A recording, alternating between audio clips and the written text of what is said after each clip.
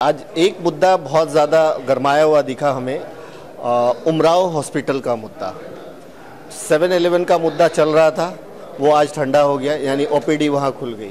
ये उमराव हॉस्पिटल यानी वॉकहार्ट, जो अभी वॉकहार्ट के नाम से जाना जाता है, गरीब लोगों को वहाँ फैसिलिटीज मिलनी चाहिए, और क्या नहीं मिल रहा है जो आप लोगों ने इतने सारे ऑब्जेक्शन लिए?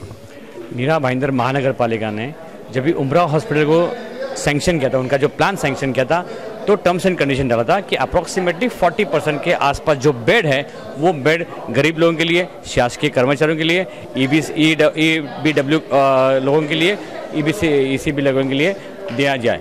लेकिन आज दिन तक वॉकहार्ट हॉस्पिटल ने वो कंडीशन जो फुलफिल की नहीं है, और इसी वजह से हमने महासभा में वारंवार इस विषय को उठाया था। आज पुनः इस विषय को हमारे डॉक्टर सुशील अग्रवाल जी ने और डॉक्टर आयेंद्र जी ने, सुरेश खंडेलवाल जी ने और सब लोगों ने उस इशू को उठाया है। क्या इसके पहले आपने ये मुद्दा उठाया था?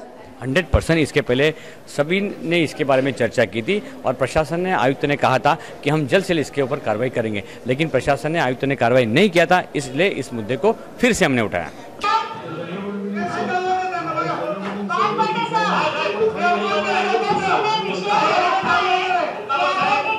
बड़ा अच्छा लगता है जब उमराव हॉस्पिटल को देखता हूँ, वॉकहार्ट हॉस्पिटल को देखता हूँ। काफी अच्छी फैसिलिटीज है, काफी अच्छा मेडिकल ट्रीटमेंट होता है।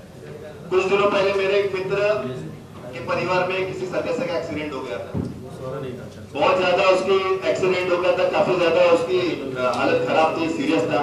इमरजेंसी में मीरा रोड हमारे यहाँ पे सौभाग्य से नजदीक है, तो वहाँ पे वॉकहार्ट हॉस्पिटल में उसे लेके गए। वहाँ पे उसका उपचार के लिए उसे इमरजेंसी में एडमिट किया गया। जैसे तैसे करके उसका उपचार सही तरीके से हो गया और वो सही सलामत हॉस्पिटल के बाहर भी आ गया। लेकिन जब वो बाहर आया तो उसकी हालत शारीरिक रूप से तो एकदम ठीक हो गई थी, लेकिन आर्थिक रूप से पूरा खत्म हो गया। करीबन 22 से 23 लाख का उसका खर्च हुआ, जो कि उसके परिवार ने यहाँ वहां से भीख मांगकर, मदद मांगकर किसी तरीके से किया। माझे मित्र स्टँडिंग कमिटी सभापती रवी व्यास यांनी जो शब्द प्रयोग केला ते बहुत पाप हुए, त्याचा मी धिक्कार करतो। वो पाप की वजह से रवि जी आपके फ्रेंड की जान बची।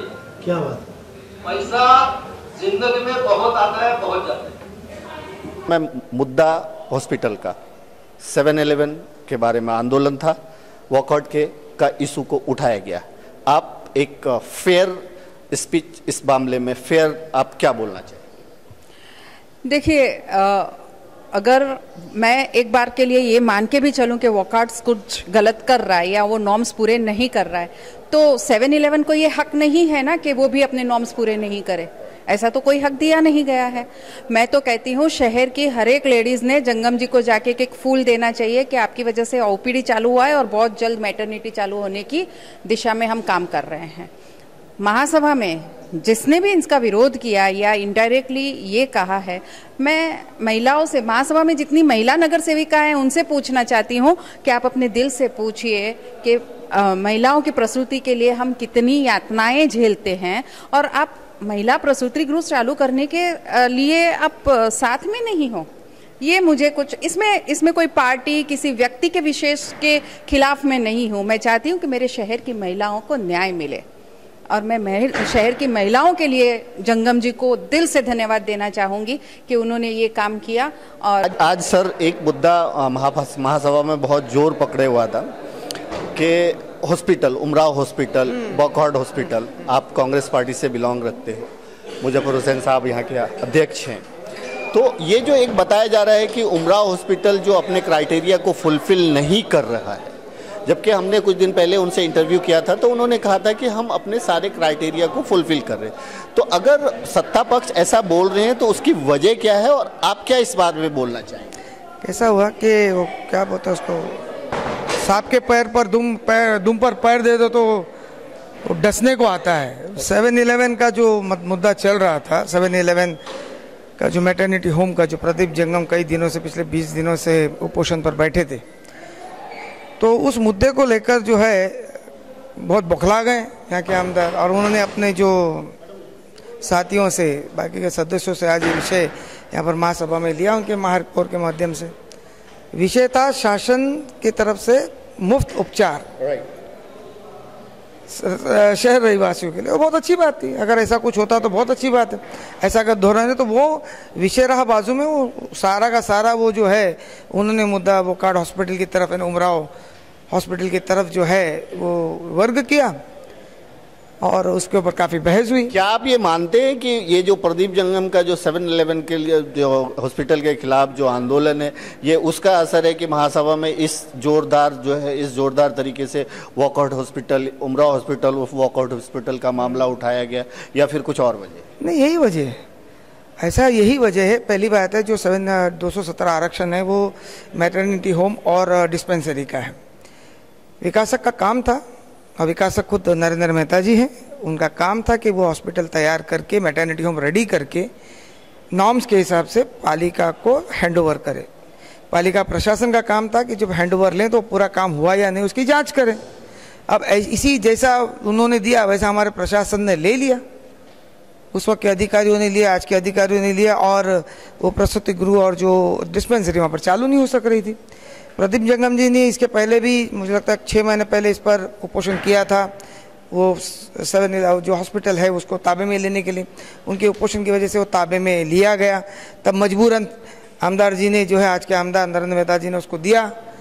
उस कुपोषण की वजह से प्रशासन दबाव में आके वो उन्होंने उस चीज़ का पाठ पुरावा किया। आज वो ओपीडी शुरू हो गई। आज ओपीडी शुरू हो गई। हाँ जी, हाँ जी, हाँ जी, राइट। तो मतलब आप ये मानते हैं कि जो उमराव हॉस्पिटल है, वॉकआउट हॉस्पिटल आज का, वो अपने टर्म्स एंड कंडीशंस जो गवर्नमेंट के साथ उनके या महापालिका के साथ जो टर्म्स कंडीशंस है उसको फुलफिल कर रहा है? मतलब जो सत्ता पक्ष के लोग हैं वो गलत बोल रहे हैं? उमराव हॉस्पिटल जो है, जो आज वो कार्ड चला रहा है, 101% जो भी नॉर्म्स सीसी देने के वक्त जो अटी शर्ती रखी गई थी उसको पूरी तरह से कंप्लीट कर रहा है।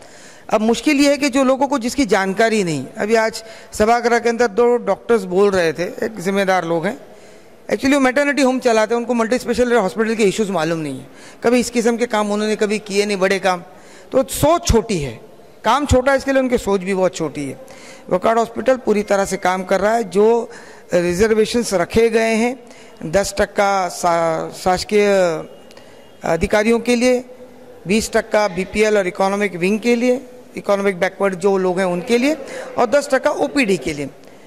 उसके नॉर्म्स हैं भाई, कोई भी आदमी चलकर आएगा बोलेगा मेरा इलाज करो तो नहीं होता है। अगर वो बीपीएल है तो उसको बीपीएल के डिटेल्स पूरे देने पड़ेंगे, कागज पत्र जमा करने पड़ेंगे। इकोनॉमिक वीकर सेक्शन का है तो उसको भी उस तरह से उसका लिए उत्पन्न का दाखला लगता है, बाकी के राशन कार्ड्स वगैरह लगते हैं। सारे चीज़ों को देने के बाद ही उसका उपचार जो है उस पॉलिसी के अंडर में होगा। थैंक यू जुबेर जी हमसे बात करने के लिए, थैंक यू सो मच। और ऐसी क्या मजबूरी है हमारी, क्या तो हम वहाँ पे पेशेंट भेजते नहीं है, क्या हम वहाँ पर पेशेंट भेजते हैं और उसका सम्मान नहीं किया जाता? तो इसमें से कौन सी बात है कि हमको आयुक्त महोदय आप हमें बताइए कि आपने पिछले 8 वर्ष आप पर टाइम टेलर है, इतना गरीब लोगों के साथ में अन्याय हो गया सर। ये तो क्या है, वो सेंटर में भी भ्रष्टाचार, कितना भ्रष्टाचार, 8 साल तक यहाँ पे माइंडिंग छुपा के रखा है। हमारे सत्ताधारी जितने भी पहले थे उनको ये पता नहीं कि 40 बार उनका रिजर्व रखना चाहिए था, लेकिन वहाँ पे 25% आरक्षण मीरा भाईंदर महानगर पालिका को दिया नहीं। क्यों नहीं दिया गया मुझे उसकी जानकारी कम है, क्योंकि उस समय मैं सदस्य नहीं था। लेकिन कुछ जो मेरे बड़े भाईजान है वो यहाँ पे हमेशा है, उन्हें ज्यादा जानकारी है, वो इसका अगर खुलासा करे कि 25% मीरा भाईंदर महानगर पालिका को वो बेड्स का आरक्षण क्यों नहीं दिया गया, उसका अगर वो खुलासा देना चाहे तो सभागृह को दिए। परंतु आज सगळ्याची धूळधाट पडली मॅडम, तिथे कबूतर फिरत आहे, तिथे आज नोकरी सुरू नाही केली, तो का सुरू नाही केली, तुला काय डॉक्टर म्हणताय, उत्तर द्या बरं आता। पाचपडी सगळ्या बोला पहिला, सत्तेवर काय सत्य भाडवला प्रशासन की तरफ से कितने पेशेंट है, वो चैरिटेबल ट्रस्ट है, उनको अपने ट्रस्ट के नियम कायदे कानून के अनुसार कुछ पेशेंट को फ्री ऑपरेटिंग करना जरूरी है। कहीं ये तो नहीं होगा इधर भी वही लिस्ट जारी है, चैरिटी कमिश्नर को भी वही लिस्ट जारी है। मैडम दोनों तरफ से लड्डू हाथ में लेके खाना, और मीरा भाईंदर के जो गरजू नागरिक है उनका इसमें नुकसान हो रहा है, कहीं ये डबल तो नहीं हो रहा है? देखिए साहब, जब भी इसको सुधारित बांधकाम परवानगी दी गई थी तभी क्लियर कट निर्देश थे कि 10% खाटा जो बेड है वो आयुक्त की सिफारिश से दिए जाएंगे, 20% बेड शासकीय कर्मचारी के लिए रिजर्व रखे गए थे और 10% बेड जो है इकोनॉमिकल वीकर सेक्शन और बीपीएल लोगों के लिए बेड के। अब इसके ऊपर जो नियंत्रण करने का अधिकार था वो संचालक आरोग्य का जो अधिकार में था, पर इसका उपयोग जो रेफर जो करना है आयुक्त की सिफारिश से कोई भी पेशेंट वहाँ पे गया नहीं था। वो अपनी खाना पूर्ति के लिए पेशेंट की लिस्ट यहाँ पर भेज देते थे। मैं आपको रोकना चाहूँगा, अगर आयुक्त की सिफारिश से वहाँ कोई पेशेंट नहीं गया तो इसका मतलब यहाँ से कोई भेजा नहीं गया या फिर भेजा गया उसको वहाँ से रिजेक्ट किया गया? देखो सर, यही सवाल मैंने आयुक्त साहब से आज महासभा में पूछा कि सर प्रॉब्लम कहाँ पे है, या आपने भेजा नहीं या आपने भेजा उन्होंने लौटाया है। ये दोनों भी विषय है जिसके हमें अभी तक जवाब नहीं मिले हैं। और ये सुविधा मीरा भाईंदर के गौर गरीब लोगों के लिए ही शासन ने दी है। मेरी डायरेक्टर ऑफ हेल्थ से बात हुई थी, उनसे चर्चा हुई थी, क्योंकि जुलाई महीने के अंदर भी महासभा में ये विषय हमने उठाया था और ठहराव भी किया था कि पूरी जानकारी लेकर आयुक्त साहब ये विषय को सविस्तर लेके आए थे, जो कि आज अपेक्षित थी और हमको नहीं मिली। Thank you sir. सर आप कुछ बोलेंगे इस मुद्दे पे? जैसा कि अभी हमारे डॉक्टर साहब ने वैसे आपको सब बता ही दिया है, और ये बिल्कुल एक ऐसा विषय है कि जो कि पिछले 8 साल से 2010 में उमराव हॉस्पिटल को उसी दिया गया था। जब से हॉस्पिटल शुरू हुआ है ये सुविधा तभी से लोगों को मिलनी चाहिए थी, लेकिन 8 साल तक इस बात को छुपा के रखा गया। जो भी लोग थे जिनको भी उनका मालिकाना हक था, इवन आप यदि देखेंगे तो 2010 में उसी लेने के पहले इसके जो ट्रस्टी हैं मुजफ्फर जी हुसैन, उन्होंने एक एफिडेविट दिया हुआ है। ये एफिडेविट की कॉपी मैं आपको दिखाता हूँ। इसमें उन्होंने क्लियर कट लिखा हुआ है कि जो भी सीसी की कंडीशन रहेंगी उसका हम सब फुलफिल करेंगे।